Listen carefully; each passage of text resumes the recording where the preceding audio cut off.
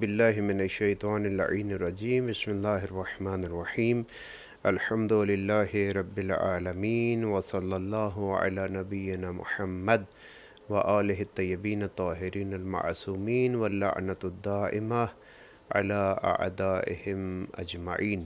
اما بعد 22ویں پارے کے ساتھ 10 پیغامات لے کر آپ کی خدمت میں حاضر ہیں.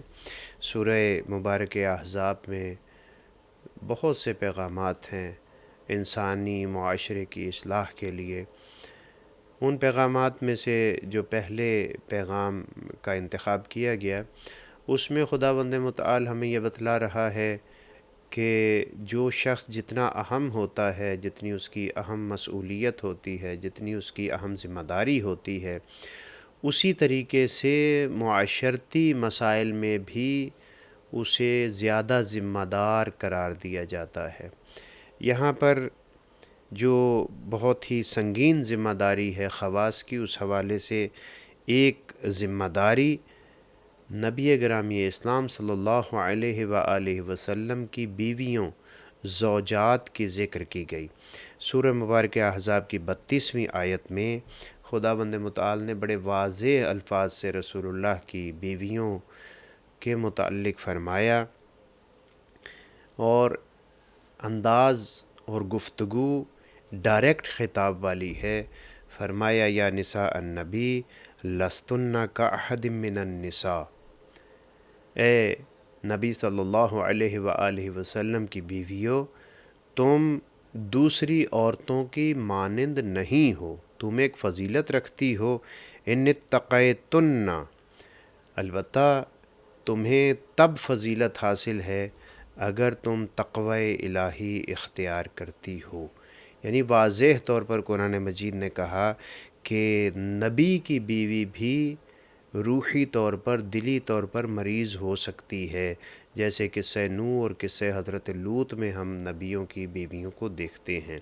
تو یہاں پر فرمایا کہ تمہاری ایک حیثیت ہے، تمہاری ایک عظمت ہے کہ تمہاری نسبت میرے حبیب کی طرف ہے، لیکن اس نسبت کے ساتھ ہی ساتھ تمہارا تقوی کے ساتھ متصل رہنا انتہائی ضروری ہے.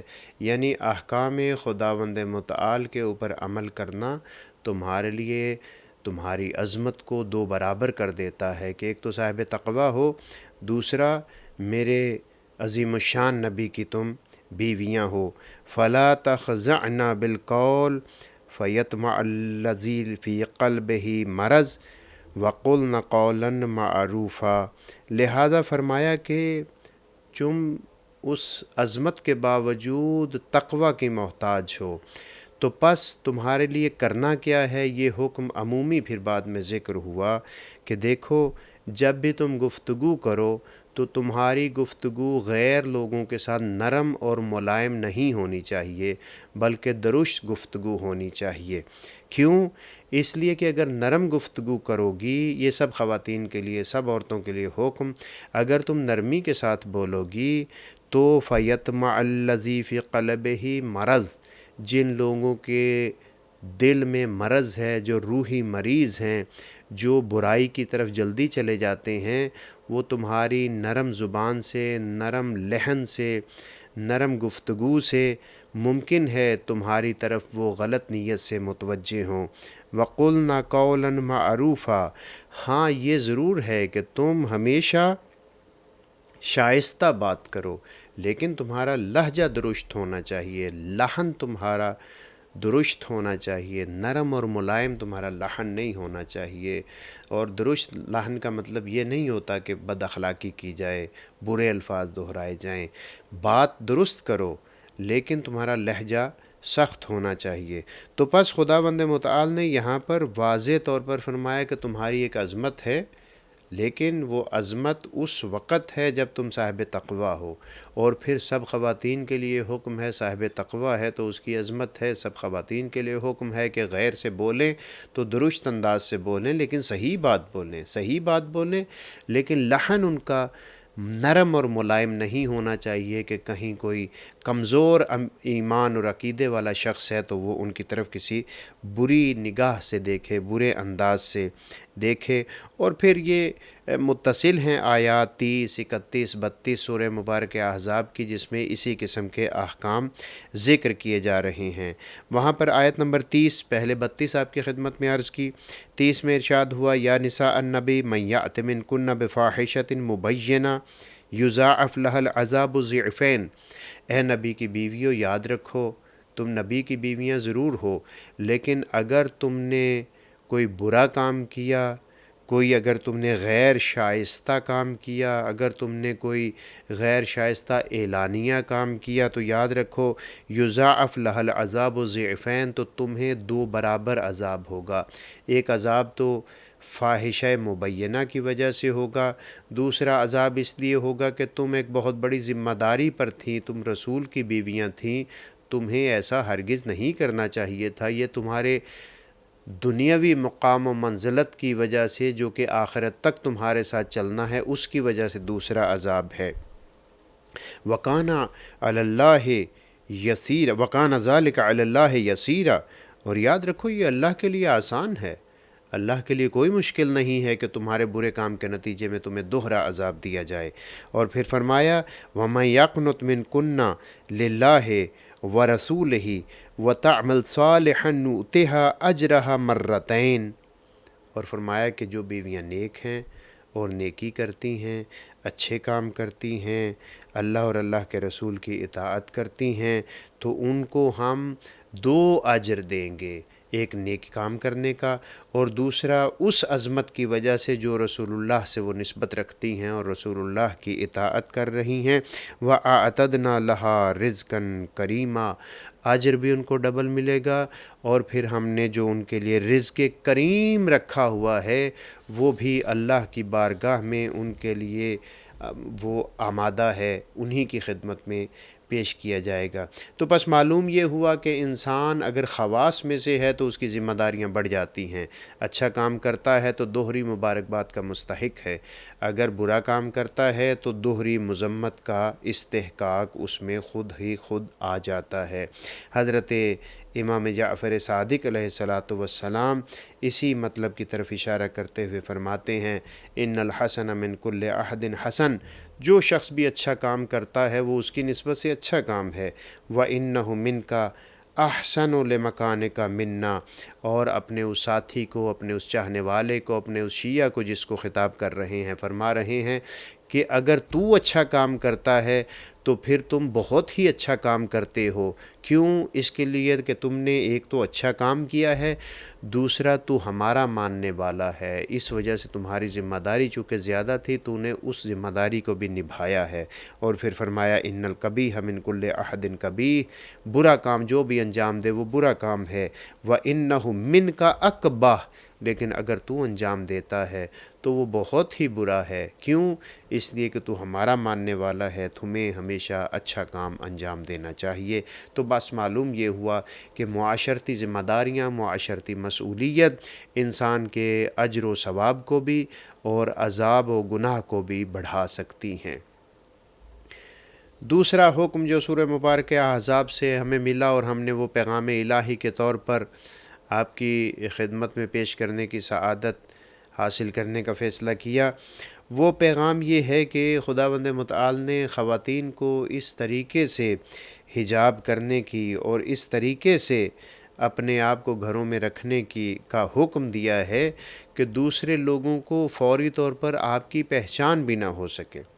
یعنی جو عفت پاکیزگی کے جو میزان اللہ نے بنائے ہیں، جو معیار بنائے ہیں، اسلام چاہتا ہے کہ مسلمان خاتون اس معیار اور میزان کے مطابق اپنی زندگی کو گزارے۔ انہی آیات جیسا کہ میں نے عرض کیا 30، 31، 32، 33 کا جو مجموعہ ہے، انہی میں ارشاد ہوا فَلَا تَخْضَعْنَ بِالْقَوْلِ فَيَطْمَعَ الَّذِي فِي قَلْبِهِ مَرَضٌ، تم ایسا قول نرم لہن اختیار نہ کرو کہ اگر کسی کے دل میں کوئی بیماری ہے تو وہ تمہاری طرف متوجہ ہو جائے۔ وَقُلْنَ قَوْلًا مَعْرُوفًا، لیکن بات تم صحیح کرو، درست بات کرو۔ وَقَرْنَ فِي بُيُوتِكُنَّ وَلَا تَبَرَّجْنَ تَبَرُّجَ الْجَاهِلِيَّةِ، سب سے بہتر تو یہ ہے کہ تم اپنے گھروں میں ہی قیام کرو، تمہیں باہر نکلنے کی ضرورت نہیں ہے۔ یہ دائمی پیغام دیا۔ آج ہم معاشرے میں دیکھتے ہیں کہ اس سے بدتر صورتحال ہے کہ خواتین گھروں سے ضرورت کے تحت نکلیں تو اس کا حکم الگ ہے، لیکن بلا ضرورت یا ضرورتوں کو بڑھا کر بار بار نکلنا، یہ بہرحال غور و فکر اس پر کرنے کی ضرورت ہے۔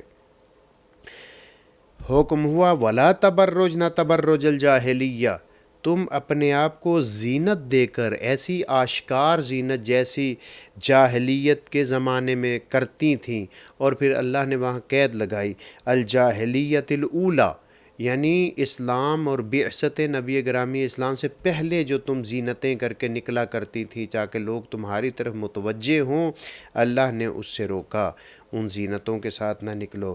وَأَقِمْنَ الصَّلَاةَ وَآتِينَ الزَّكَاةَ وَأَطِعْنَ اللَّهَ وَرَسُولَهُ، اور تمہیں چاہیے کہ تم نماز پڑھو، زکوٰۃ دو، اللہ اور اللہ کے رسول کی اطاعت کرو، یہ تمہاری کامیابی کے لیے ضروری ہے۔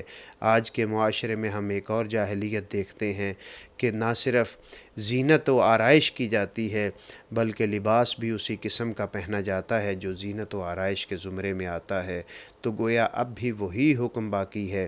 اس تمام خطاب کے بعد کہ جو فقط وہاں پر نساء کو مخاطب کیا خداوند متعال نے اور رسول اللہ کی بیویوں کو ایک نمونے کے طور پر پیش کیا اور کائنات کی تمام عورتوں کے لیے پیغام چھوڑا، اس کے آخر میں چلتے ہوئے خداوند متعال نے اس تانیث کی ضمیروں کو اور خواتین کے خطاب کو ایک مرتبہ تبدیل کیا اور ایک بہت ہی باعظمت خاندان کا تعارف کروایا، اور وہ سارے کا سارا تعارف مذکر کی ضمیروں کے ساتھ کیا گیا۔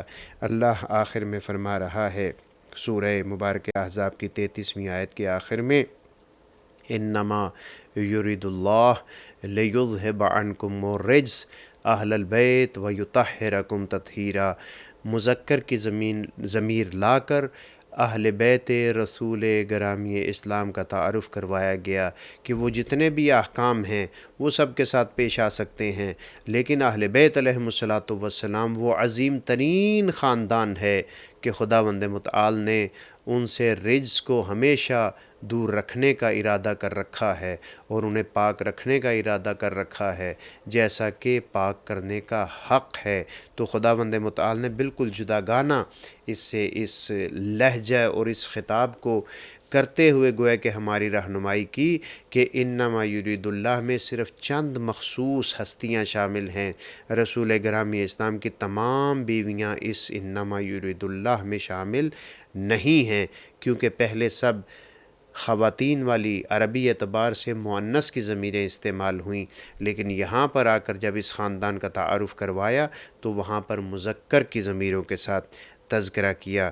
تو پس معلوم یہ ہوا کہ خداوند متعال سختی کے ساتھ عفت کی حفاظت، پاک دامنی کی حفاظت کا حکم دیتا ہے، اور اس کے ساتھ ہی ساتھ ایک ایسے خاندان کا تعارف کرواتا ہے جو خاندان کبھی بھی رجس کے متعلق سوچ بھی نہیں سکتا چہ جائے کہ رجس کی طرف جائے، اور پھر خداوند متعال خود ان کی طہارت کی گواہی دیتا ہے۔ خداوند متعال ہمیں پاک و طاہر خاندان سے محبت کرنے والوں میں سے قرار دے۔ تیسرا پیغام 22ویں پارے سے خداوند متعال مومنین سے چاہتا ہے کہ وہ اللہ کو ہمیشہ یاد رکھیں اور اللہ سے متصل رہیں۔ 41ویں آیت سورہ مبارک احزاب میں ارشاد ہوا، یا ایھا الذین آمنوا اذکروا اللہ ذکرا کثیرا، اے صاحبان ایمان اللہ کو یاد رکھا کرو، اللہ کا ذکر کیا کرو اور کثرت سے ذکر کیا کرو، وسبحوہ بکرۃ واصیلا، اور صبح اور رات شام اس کی تسبیح کیا کرو۔ امام صادق علیہ الصلاۃ والسلام فرماتے ہیں، اصول کافی میں اس روایت کا تذکرہ ہوا، ما من شیء الا ولہ حد ینتہی الیہ، ہر چیز کی ایک انتہا ہے، ہر چیز کی ایک حد ہے، وہاں پر جا کر وہ چیز ختم ہو جاتی ہے، مگر ایک چیز ایسی ہے جس کی کوئی حد نہیں ہے، الا ذکر، مگر یہ کہ اللہ کا ذکر، فلیس لہ حد ینتہی الیہ، اللہ کے ذکر کی کوئی حد نہیں ہے۔ اللہ چاہتا ہے ذکرن کثیرہ، ذکر کرتے چلے جاؤ۔ تو پس خداوند متعال نے اپنے ذکر کے مختلف طریقے بتائے۔ کبھی اللہ ہمیں ماہ رمضان المبارک میں 30 دن تک اللہ سے متصل رہنے کا حکم دے رہا ہے، یہ بھی ایک ذکر ہے جو 30 دنوں تک جاری ہے۔ اور کبھی خداوند متعال ہمیں زندگی میں کم از کم ایک مرتبہ حج کی ادائیگی کا حکم دے کر اپنے ذکر کی ہم سے تاکید کر رہا ہے۔ خداوند متعال ہمیں ذاکرین میں سے قرار دے۔ چوتھا پیغام 22ویں پارے سے، پہلے بھی جیسے آپ کی خدمت میں عرض کیا کہ الہی انسان دشمن کے مقابلے پر کبھی بھی نرمی کو اختیار نہیں کرتا، اپنے پاؤں کو مضبوط رکھتا ہے۔ یہاں پر بھی خداوند متعال نے سورہ مبارک احزاب کی 48ویں آیت میں فرمایا، وَلَا تُطِعِ الْكَافِرِينَ وَالْمُنَافِقِينَ وَدَعْ أَذَاهُمْ وَتَوَكَّلْ عَلَى اللَّهِ وَكَفَى بِاللَّهِ وَكِيلًا۔ اے میرے حبیب رسول اللہ کو خطاب ہے اور حقیقتاً ہمیں خطاب ہے۔ صاحبان ایمان، الہی انسان کبھی بھی کافروں اور منافقوں کی اطاعت نہیں کرتا۔ یہاں پر خداوند متعال نے منافق کو کافر کے ساتھ ذکر فرمایا۔ اس کا مطلب یہ ہے کہ ظاہری حکم کے اعتبار سے تو منافق مسلمان ہو سکتا ہے، لیکن حقیقی حکم کے اعتبار سے منافق کافر کی صف میں شامل ہے۔ اے میرے حبیب، اے صاحبان ایمان، کافروں اور منافقین کے سامنے کبھی بھی سر تسلیم خم نہ کرنا۔ وَدَعْ آذَاهُمْ، اور وہ جو اذیت دیتے ہیں وہ انہی کے اوپر ڈال دو، اس کو انہی کی طرف جانا ہے، یعنی تمہیں ان کی اذیت کی بھی پرواہ نہیں کرنی چاہیے۔ وَتَوَكَّلْ عَلَى اللَّهِ، تمہیں اللہ پر توکل کرنا چاہیے۔ تم اپنے ملک کے امن و امان کے لیے، اپنے ملک کے کیش کو بڑھانے کے لیے، اپنے ملک کے ارض کو، پیسوں کو، خزانے کو بڑھانے کے لیے یہود و نصارہ کی طرف نہ دیکھو۔ اگر کوئی مسلمانوں کے روپ میں منافق ہے تو اس سے بھی مدد نہ چاہو۔ وَتَوَكَّلْ عَلَى اللَّهِ، خداوند متعال نے مدینہ کی ریاست کے لیے ہمیں جو دستور دیا ہے وہ اللہ پر توکل کرنے کا دستور دیا ہے، نہ کہ کفار و یہود و منافقین کے اوپر اعتماد کرنے کا۔ نہیں، ان کے اوپر اعتماد نہیں کرنا، اللہ پر اعتماد کرو۔ اور یاد رکھو، کفا باللہ وکیلا، خداوند متعال نگہبان بھی ہے، کارساز بھی ہے، تمہارے لیے کشادگی کے راستے کھولنے والی ذات اللہ کی ذات ہے، اور تمہیں ہمیشہ اللہ کی طرف ہی ان معاملات میں رجوع کرنا چاہیے۔ پانچواں پیغام خداوند متعال نے ہم سب کو دیا، اور انتہائی معاشرتی پہلو ہے، جس میں خداوند متعال نے ہمیں بتایا کہ اگر کسی کے مہمان بنو تو کس طریقے سے مہمان بننا ہے۔ دیکھیے، اسلام کہتا ہے کہ تم زبردستی کسی کے مہمان نہیں بن سکتے۔ مہمان اس وقت بنو جب دوسرا گھر والا تمہیں بلائے، اور پھر اسلام نے کہا کہ ایسے مہمان نہ بنو کہ اس نے تمہیں 2 بجے مثلا بلایا ہے دوپہر کے کھانے کے لیے اور تم 11 بجے ہی اس کے گھر پہنچ جاؤ۔ قرآن مجید کے الفاظ میں گھر پہنچ کر غذا کے پکنے کا انتظار کرنا اور برتنوں کی طرف نگاہ کرنے سے بھی روکا گیا ہے۔ یعنی اگر 2 بجے کہا گیا ہے تو تمہیں اسی وقت پر پہنچنا ہے۔ اور پھر قرآن مجید نے ہمیں یہ حکم دیا کہ جب کھا پی لو تو اس کے بعد اپنے گھروں کو تشریف لے جاؤ۔ جب کھا پی لیا ہے فانتشروا، منتشر ہو جاؤ، جاؤ اپنا کام کرو، بیٹھ کر میزبان کو اذیت نہ کرو۔ ہاں، مگر یہ کہ میزبان خود خواہش کرے کہ کھانا 2 بجے ہوگا لیکن آپ 12 بجے آ جائیں، یا میزبان کہے کہ 10 بجے، 9 سے 10 بجے رات کو کھانا ہوگا، اس کے بعد گادا کریں گے، بیٹھیں گے، نشست کریں گے، مختلف معاملات کے متعلق گفتگو کریں گے، تو ایسی صورت میں حرج نہیں ہے۔ لیکن اگر صرف بلایا گیا ہے غذا کھلانے کے لیے تو اسلام کہتا ہے غذا کے ٹائم پر جاؤ، کھاؤ اور واپس چلے جاؤ۔ ارشاد ہوا سورہ مبارکہ احزاب کی 53ویں آیت میں، یا ایھا الذین آمنوا، اے صاحبان ایمان، لا تدخلوا بیوت النبی الا ان یؤذن لکم، ایسے ہی بھاگ کر اور بغیر کسی اجازت کے اللہ کے گھر میں داخل نہ ہو جاؤ، اللہ کے رسول کے گھر میں داخل نہ ہو جاؤ۔ ہاں اگر اللہ کا رسول تمہیں اجازت دے تو پھر گھر میں آ جاؤ۔ تو یہ ادب دیا کہ جب بھی کسی کے گھر جاؤ تو پہلے اجازت مانگو، اجازت مل جائے تو گھر میں داخل ہو جاؤ۔ پھر آگے فرمایا اذا دعیتم فادخلوا، جب وہ تمہیں دعوت دے تو اس کے گھر میں آ جاؤ۔ اور پھر اس کے بعد فرمایا غیر ناظرین اناہ، پھر کھانے کے وقت پکنے کا انتظار کرو، برتنوں کی طرف نگاہ کرو، یعنی اشارہ کیا کہ بہت جلد نہ پہنچ جاؤ۔ گھر والے نے کہا ہے 2 بجے کھانا ہوگا، تم 11 بجے پہنچ رہے ہو۔ اسلام کہتا ہے، قرآن کہتا ہے ایسے نہیں کرو، بلکہ جس وقت بلایا گیا ہے اسی وقت پہنچو۔ اور پھر فرمایا دیر تک بیٹھنے کی بھی اجازت نہیں ہے۔ فَإِذَا طَعِمْتُمْ فَانْتَشِرُوا، جب کھا لو تو پھر اٹھ کے چلے جاؤ۔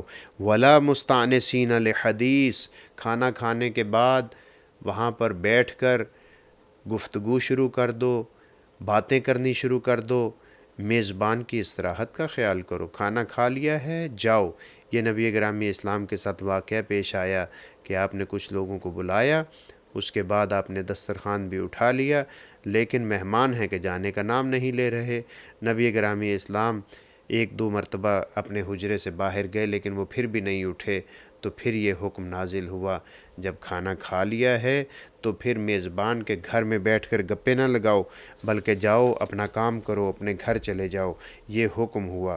تو پس یہاں پر نبی گرامی اسلام کے ساتھ جب یہ مسئلہ پیش آیا تو قرآن مجید نے اس مسئلے کی طرف بھی اشارہ کیا۔ اللہ فرماتا ہے ان ذالکم کان یؤذی النبی، یہ جو تم بیٹھ گئے ہو آپس میں گپیں لگانے کے لیے، یہ تمہارا بیٹھنا اللہ کے نبی کو اذیت دے رہا ہے۔ اچھا اب ہم کہتے ہیں کہ اگر اللہ کے نبی کو اذیت ہے تو پھر اللہ کے نبی ان کو اٹھا دیں۔ اللہ فرماتا ہے فَيَسْتَحْيِي مِنْكُمْ، اللہ کے رسول حیا کرتے ہیں تم سے کہ وہ آپ کو واضح الفاظ سے کہیں اٹھو اور اپنے گھر چلے جاؤ، لیکن اللہ فرماتا ہے وَاللَّهُ لَا يَسْتَحْيِي مِنَ الْحَقِّ، لیکن اللہ حق کہنے میں بے باک ہے، اللہ اس قسم کا حیا نہیں کرتا، اللہ حق کے بارے میں حیا نہیں کرتا، لہٰذا تمہیں بتا دیا گیا ہے، کھا پی لیا ہے تو چلے جاؤ۔ یہاں پر مختلف قسم کے ائمہ کے فرامین بھی موجود ہیں۔ حضرت امیر المومنین کا صرف ایک فرمان یہاں پر تبرکاً عرض کر رہا ہوں۔ مولا امیر المومنین دعوت کے بارے میں فرماتے ہیں قوت الاجساد الطعام، جسموں کی طاقت کھانا کھانے میں ہے، انسان کھاتا ہے اس کا جسم قوی ہوتا ہے۔ وقوت الارواح الاطعام، لیکن اگر اپنی روح کو مضبوط کرنا چاہتے ہو تو پھر میزبانی کرو، دوسروں کو کھانا کھلاؤ۔ خود کھانا کھاؤ گے جسم مضبوط ہوگا، خود بھی کھاؤ گے اور دوسروں کو بھی کھلاؤ گے تو پھر تمہاری روح بھی مضبوط ہوگی۔ کتنا خوبصورت فرمان ہے، نبی گرامی اسلام سے نقل ہوا جب مہمان آتا ہے تو برکتیں اور رحمتیں لے کر آتا ہے، اور جب غذا کھا کر جاتا ہے تو اس کے جاتے ہی گھر کی نحوستیں اور گھر میں بلائیں اور مشکلات سب کی سب اس دعوت کے نتیجے میں اس گھر سے باہر چلی جاتی ہیں۔ خداوند متعال ہمیں اطعام کرنے والوں میں سے قرار دے۔ چھٹا پیغام جس پر کاش کے مسلمان ایک ہو کر عمل کریں، قرآن کہتا ہے کہ تم اللہ اور اللہ کے رسول پر سلام و درود بھیجا کرو۔ ان اللہ و ملائکتہ یصلون علی النبی، اے لوگو یاد رکھو اللہ اور اللہ کے فرشتے نبی پر پے در پے درود و سلام بھیجتے ہیں۔ یا ایھا الذین آمنو، اے صاحبان ایمان تم بھی صلوات بھیجو، تم بھی اس کار الہی و ملائکہ میں شامل ہو جاؤ، لیکن تمہارا صرف زبان سے کہنا کافی نہیں ہے۔ وسلموا تسلیما، تمہیں دل سے بھی اس چیز کو تسلیم کرنا ہوگا۔ نبی گرامی اسلام فرماتے ہیں ارفعوا اصواتکم بالصلاۃ علی فانھا تذھب بالنفاق، جب میرے اوپر صلوات بھیجو تو اپنی آوازوں کو بلند کیا کرو، جیسے ہم کہتے ہیں نا بآواز بلند صلوات، بلند آواز سے صلوات بھیجا کرو۔ جب بلند آواز سے صلوات بھیجو گے تو تمہارے درمیان کبھی بھی نفاق و منافقت جڑ پکڑ نہیں سکے گی، وہاں سے منافقت ختم ہو جائے گی۔ اسی طریقے سے امام صادق علیہ الصلوۃ والسلام فرماتے ہیں لا یزال الدعاء محجوبا حتی یصلی علی محمد و آل محمد، دعا اس وقت تک مستجاب نہیں ہوتی جب تک کہ اس کے ساتھ محمد اور آل محمد پر صلوات کو شامل نہ کر دیا جائے۔ تو بس مومن کو چاہیے جب بھی وہ دعا مانگے پہلے بھی ایک مرتبہ صلوات بھیج دے اور دعا کے آخر میں بھی صلوات بھیج دے، تو انشاءاللہ یہ عرش الہی تک پہنچنے والی دعا ہوگی۔ 7واں پیغام قرآن مجید نے اسی سورہ مبارک احزاب میں دیا، اور اس میں حکم ہوا کہ لوگوں کو، دوسروں کو، ہمسایوں کو، ساتھیوں کو دکھ پہنچانا، ضرر پہنچانا، اذیت پہنچانا کسی طور پر بھی الہی انسان کی شان نہیں ہے۔ ارشاد ہوا الذین یعظون المؤمنین والمؤمنات بغیر ما اکتسبوا، جو لوگ مومنین اور مومنات کو اذیت پہنچاتے ہیں، ایسی ایسی باتیں کرتے ہیں جو ان بیچاروں نے کی نہیں ہیں، ان کی طرف الزامات لگاتے ہیں، اس کے ذریعے سے ان کو اذیت پہنچاتے ہیں، فقد احتملوا بہتانا و اثما کبیرا، بلا شک و شبہ انہوں نے ایک بہت بڑا بہتان بھی لگایا ہے اور ایک بہت ہی بڑا گناہ بھی انہوں نے اپنے کاندھوں پر لے لیا ہے۔ اسلام لوگوں کو ہاتھ سے، زبان سے، اشارے سے، عمل سے نقصان و ضرر و اذیت پہنچانے کی مذمت کرتا ہے۔ حضرت امام صادق علیہ الصلوۃ والسلام فرماتے ہیں قال اللہ عز وجل لیأذن بحرب منی من اذی عبدی المؤمن، اگر کوئی شخص میرے عبد اور میرے مومن بندے کو اذیت پہنچاتا ہے تو گویا وہ میرے ساتھ اعلان جنگ کرتا ہے۔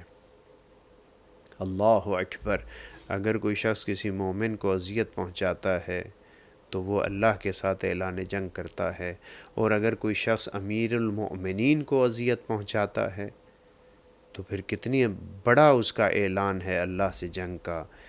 چونکہ مولا امیر المومنین کے ایام ہیں، اسی حوالے سے عرض کیا کہ امیر المومنین، آپ مومن کو اذیت پہنچانا اللہ سے جنگ ہے، چاہے جائے کہ امیر المومنین کو اذیت پہنچائی جائے۔ اور پھر اس کے بعد فرمایا وَلْيَأْمَنْ غَضَبِي مَنْ أَكْرَمَ عَبْدِيَ الْمُؤْمِنَ، اور جو شخص میرے عبد مومن کا احترام کرتا ہے وہ میرے غضب سے ہمیشہ محفوظ رہتا ہے۔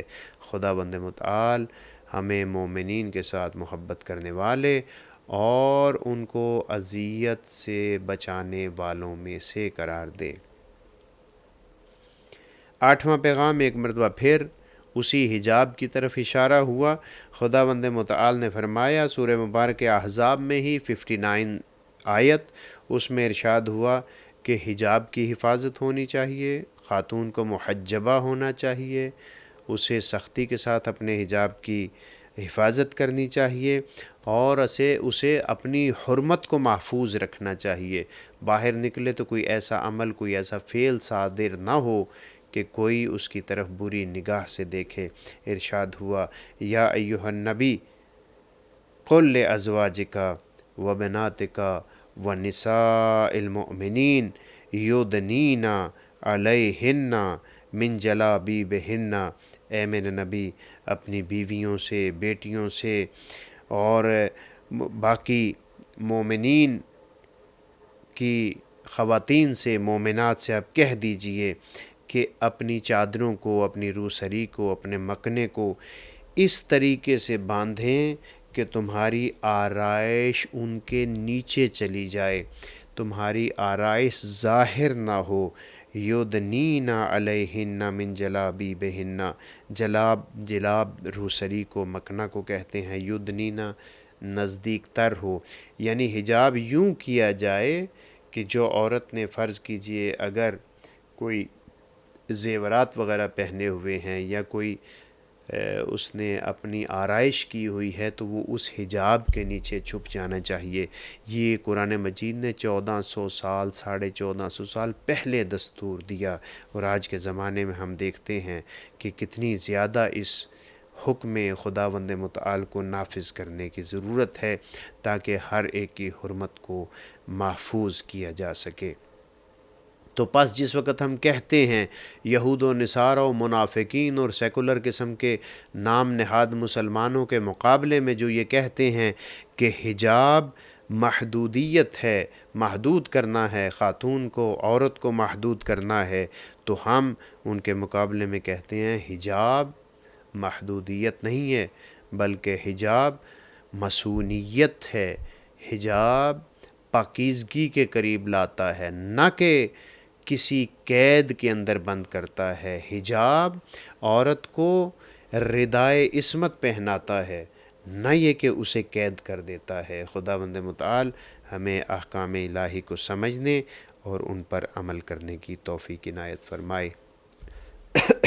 9واں پیغام 22ویں پارے سے سورہ مبارکہ یاسین سے اس کا انتخاب کیا گیا۔ خداوند متعال نے سب کو بتا دیا کہ جو کچھ اس دنیا میں کرو گے اس کا اجر و ثواب پاؤ گے، اگر برا کام کرو گے تو پھر تمہیں اس کا عذاب ملے گا۔ فرمایا سورہ مبارکہ یاسین کی 12ویں آیت میں انا نحن نحیی الموتى، ہم ہی حیات بخشتے ہیں، زندہ کرتے ہیں مردوں کو، ہم مردوں کو زندہ کریں گے۔ وَنَكْتُبُ مَا قَدَّمُوا وَآثَارَهُمْ، اور ہم لکھتے رہتے ہیں، محفوظ رکھتے ہیں ان اعمال کو جنہیں وہ انجام دیتے ہیں اور جنہیں وہ آگے بھیجتے ہیں۔ ما قدموا، جو آگے بھیجتے ہیں ان کو بھی لکھتے ہیں، وآثارہم، اور جو آثار چھوڑ کر جاتے ہیں اس کا اجر و ثواب و عقاب بھی لکھتے ہیں۔ اگر نیکی کا کام کر کے گیا ہے جب تک وہ نیکی ہوگی وہ ثواب اسے ملے گا، اگر خدا نخواستہ برائی کا کام کر کے گیا ہے جب تک وہ برا کام انجام دیا جائے گا اس عذاب میں وہ شخص بھی شامل ہوگا جس نے پہلے دن اسے شروع کیا تھا۔ وَكُلَّ شَيْءٍ أَحْصَيْنَاهُ فِي إِمَامٍ مُبِينٍ، اور ہم نے ان تمام چیزوں اور آثار کو لوح محفوظ پر ثبت کر رکھا ہے۔ اور ظاہر ہے امام مبین کے بہت سے معانی ہیں، یہاں پر ہمارے پاس روایات ہیں۔ امام مبین سے مراد امام اور اہل بیت علیہم الصلاۃ والسلام ہیں۔ امام مبین سے مراد مولا امیر المومنین کی ذات بابرکات ہے۔ امام مبین سے مراد نام اعمال ہے۔ امام مبین سے مراد لوح محفوظ ہے۔ یہ سب قسم کی تفاسیر بہرحال اس مطلب میں ہمیں ملتی ہیں۔ یہاں پر نبی گرامی اسلام نے جناب عبداللہ ابن مسعود کو ایک بات کی، اس کو آپ کی خدمت میں عرض کرنا مقصود ہے۔ آپ نے فرمایا ابن مسعود ایاک ان تسن سنت بدعہ، اے مسعود کے بیٹے بچ کے رہنا کہیں تم کوئی ایسی بدعت کی سنت نہ ڈال دو۔ کیوں؟ فإن العبد اذا سن سنت سیئۃ لحقہ وزرها، جب کوئی انسان کسی بری سنت کو ڈال دیتا ہے، بدعت کو شروع کر دیتا ہے، تو یاد رکھو جو بھی اس کا بوجھ ہوگا وہ اسے اٹھانا پڑے گا۔ وَوِزْرُ مَنْ عَمِلَ بِهَا، اور ابن مسعود یہاں تک کہ کافی نہیں ہے بلکہ جو اس بدعت پر عمل کرے گا اس کا گناہوں کے بوجھ میں بھی یہ شخص شریک ہوگا۔ تو پس معلوم یہ ہوا کہ جن لوگوں نے اوائل اسلام میں بہت سی بدعتیں ڈالیں، بدعت بدعت ہے، کسی بھی بدعت کو بدعت سیئہ یا بدعت حسنہ نہیں کہا جا سکتا۔ بدعت جیسا کہ رسول اللہ نے یہاں پر صرف بدعت کا لفظ استعمال کیا، بدعت بدعت ہے، یعنی اسلام میں اس چیز کو داخل کرنا جو اسلام میں نہیں ہے، جس کا حکم رسول اللہ نے نہیں دیا۔ خداوند متعال ہمیں بدعت گزاری سے محفوظ فرمائے۔ 10واں اور آخری پیغام آج کے اس گفتگو کے حوالے سے 22ویں پارے سے خداوند متعال ہمیں یہ بتا رہا ہے کہ ہمیں یعنی اہل ایمان کو، اہل قرآن کو ہمیشہ حق کی حمایت میں رہنا چاہیے، چاہے آپ کے پاس تھوڑے آدمی ہوں، چاہے آپ کے پاس زیادہ آدمی ہوں۔ زیادہ اور تھوڑا ہونا معیار نہیں ہے، بلکہ حمایت کا معیار اور میزان حق ہے۔ ارشاد ہوا واقع حضرت عیسیٰ کی طرف کہ وہاں پر حضرت عیسیٰ نے انطاکیہ میں اپنے جب ساتھیوں کو، مبلغین کو بھیجا تھا اور لوگ ان کی بات کو نہیں مان رہے تھے، تو ایک شخص جو دور دراز سے آیا تھا وہ بھاگتا ہوا آیا تھا اور اس نے کہا تھا کہ یہ رسولوں کے بھیجے ہوئے لوگ ہیں، ان کی اتباع کرو۔ وہ اکیلا تھا اور پوری قوم کو کہہ رہا تھا ان کی اتباع کرو، اور وہ بیچارہ قتل ہو جاتا ہے۔ تو اس کے متعلق فرمایا آخر میں آیت کی ہے قیل ادخل الجنہ، اس سے کہا جائے گا کہ جنت میں داخل ہو جاؤ۔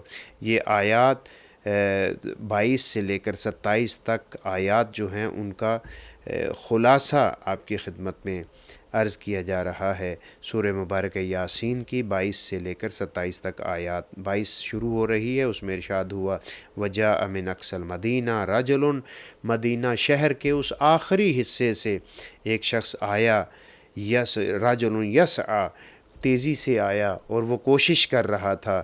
اس نے کہا قال یا قوم، اے قوم اتبعوا المرسلین، یہ لوگ جو ہیں یہ حضرت عیسیٰ کے اور انبیاء کے بھیجے ہوئے لوگ ہیں، ان کی اتباع کرو۔